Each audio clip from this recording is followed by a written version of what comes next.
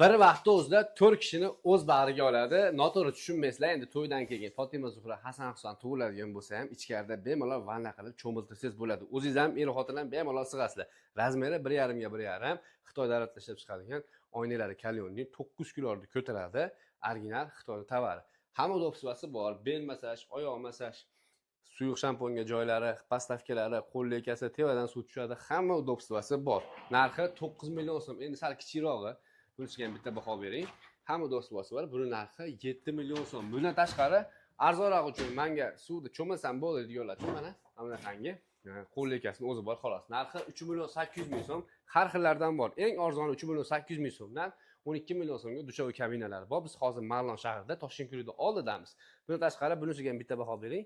Buni narxini 6,5 million so'm qilib berishadi. Bu ya'ni klassika. Buni narda grey ranglari ham juda modada bo'lgan.